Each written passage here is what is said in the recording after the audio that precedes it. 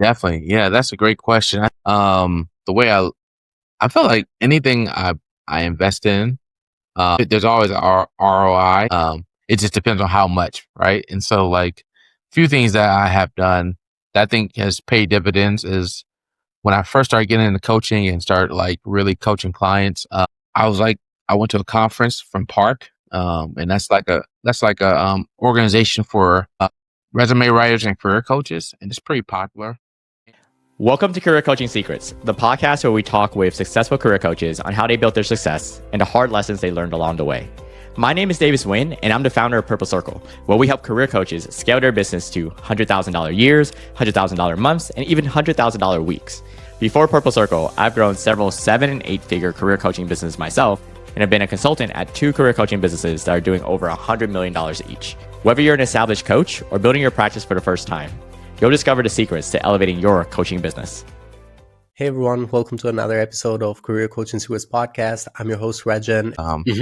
Understanding the customer that I'm targeting now, it's still people who are, trying to go for like top tech companies and their engineers and their tech professionals. But like I'm pretty much changing their mindset, right? From being a job seeker to being more of a founder, right? And like that identity. And so I call it that.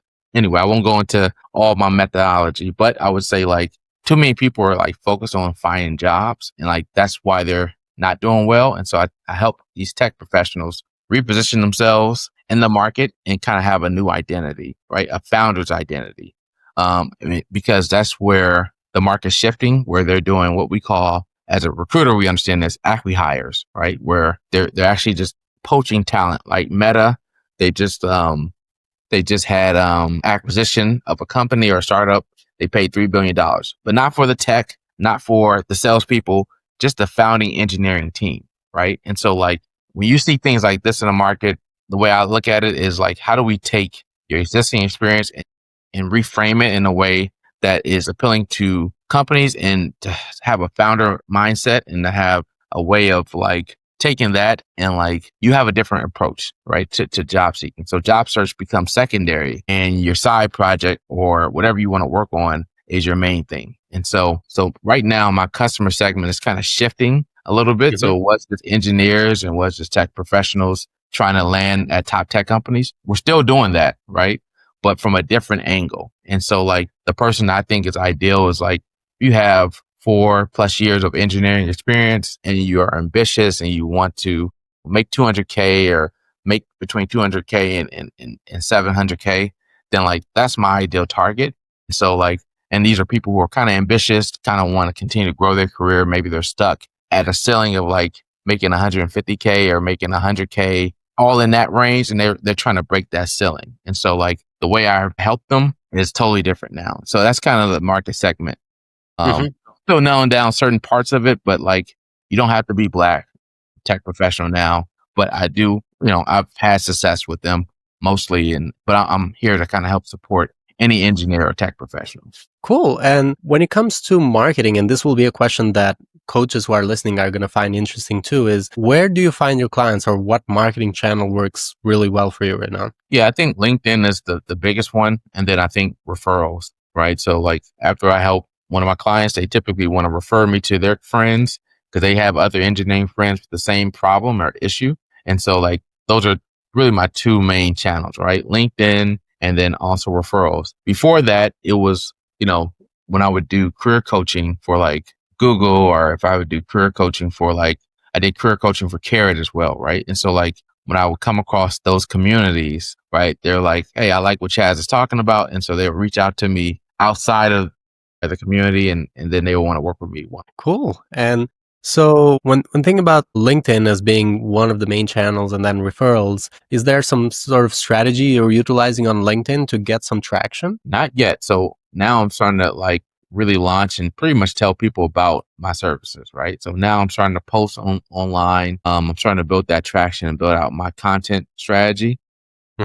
But right now it's been like, I'll put a link for you to set up a 15-minute consulting call. And so people see my profile, they're interested, then they'll click that link, and then we'll set up a call. And if it makes sense, then, they become my customer. And so that's what I've been doing in the past. I think now I'm going to have a little bit more of a process, Hmm.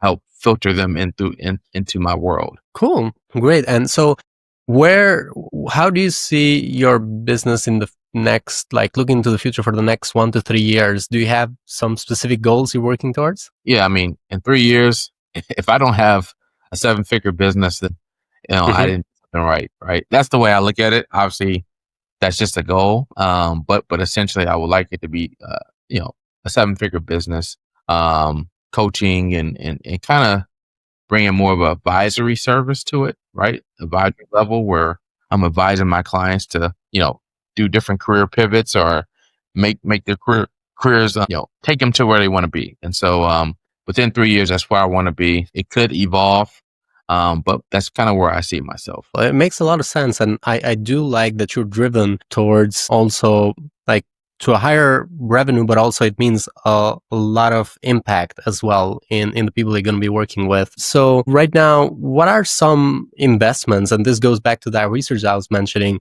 What are some investments that you've done throughout your experience of doing this right now, separately and maybe even before, that you feel like either were good investments that you learned a lot from or got a good return from, or there are also investments that you feel like, maybe I shouldn't have invested on that one, like investments that you don't feel so good about throughout your experience as a coach, not just with independent clients? Definitely. Yeah, that's a great question. The way I feel like anything I invest in, there's always a ROI.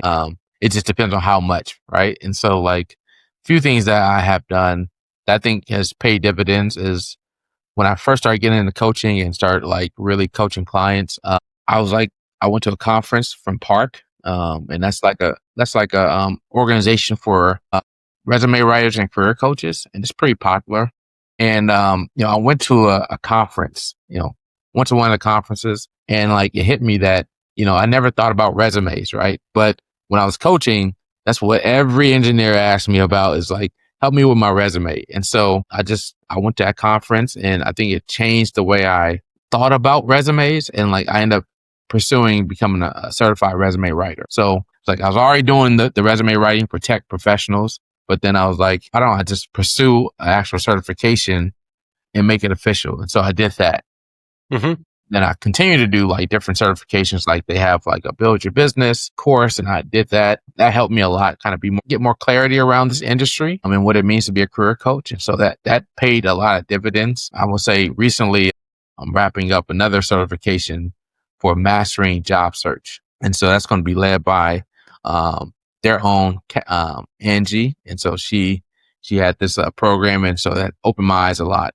Other communities or programs that I'm a part of that I really enjoy is like just business, right? So I like Alex Hormozy's stuff. I do like Hmm.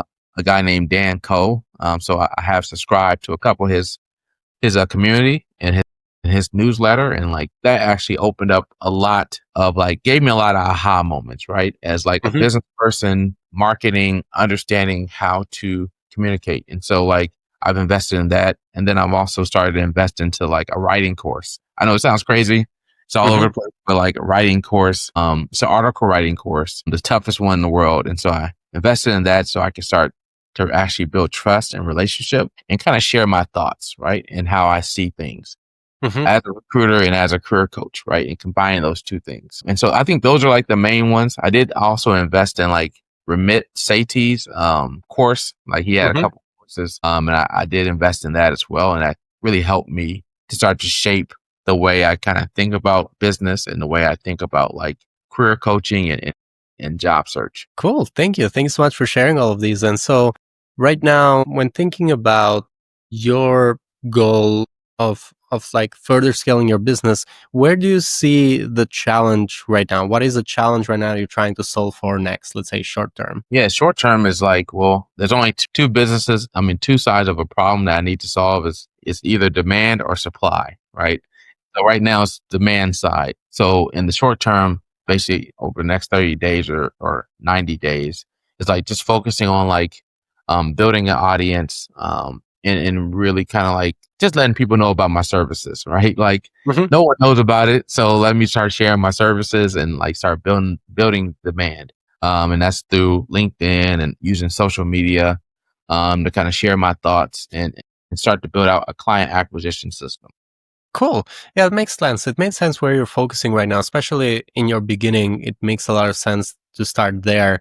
And right now, for other coaches who are listening that also want to scale their impact just like you do, what advice would you give to these coaches if there's any final advice you give to them? That's a good question. I would say, It could be an advice you give to yourself, essentially, since you're also trying to scale your impact. yeah, I think trust your instincts, right? I think like just get started, number one, right? Like I call this version 1.0 thinking. Is like I'm one of those people who think a lot and like, what's the perfect niche or what's the perfect this and like, how do I get everything lined up perfectly? And then I'm like, what's version 1.0, right? Like, how do I get 1.0 out there? Like, it doesn't have to be perfect. It just needs to get out there. And so like, you have ideas, like trust your instincts, right? If you feel like you need to shift what you're doing to fit your lifestyle and kind of who you want to serve, like, do that, right? Like take some time to like really like evaluate yourself. And in some cases, hire a coach, right? Hire a coach. Coaches need coaches too. And so like being able to put yourself out there and be vulnerable and kind of get yourself into like different communities. Like I think that has been a game changer for me and like just never stopping, right? Because I think a lot and I'm sure a lot of coaches, we overthink and we want the perfect solution and we want to make sure our business grows. But like it starts with us, it starts with our self-care. And it also starts with us like really knowing like who do we want to serve? And then once we have an idea, just do version 1.0 shipping, right? Like just get it out there and get feedback from the market. Thank you. Thank you. Thank you so much, Chaz. Thank you for the amazing advice. And thank you so much for coming to our podcast today. For anyone who wants to connect with you or find you, they can go into LinkedIn, look up Chaz Monflot. They'll be able to find your profile. They can also, I believe, if they wanted to, there's a link for them to book an appointment there directly. Is there any other way people could connect with you or reach out to you? Yeah, I would say right now, if you want to, I'm just launching this now is I just created the tech resume playbook, right? And so like you want to like, I will always say, go there, buy the playbook and like, there's ways to kind of connect with me even on a deeper level. And so like, feel free to do that. But the best two ways is LinkedIn or just go to Tech Resume Playbook, buy it, and then you'll be able to go to the next step and kind of learn more. Cool. Thank you. Thank you so much, Chaz. And thank you so much for coming. It was a pleasure to have you on the show. Likewise. Thank you. That's it for this episode of Career Coaching Secrets. If you enjoyed this conversation, you can subscribe on YouTube, Spotify, Apple Podcasts, or wherever you're listening to this episode to catch future episodes. This podcast was brought to you by Purple Circle, where we help career coaches scale their business to $100,000 years, $100,000 months, or even $100,000 weeks, all without burning out and making sure that you're making the impact and having the life that you want. To learn more about our community and how we can help you, visit joinpurplecircle.com.